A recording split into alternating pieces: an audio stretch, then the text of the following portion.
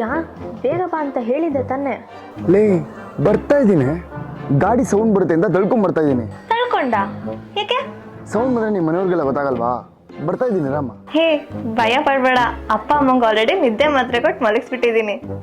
ಹ್ಞೂ, ನೀನ್ ಬೇಗ ಬಾ. ಆಯ್ತಮ್ಮ, ಬರ್ತಾ ಇದ್ದೀನಿ.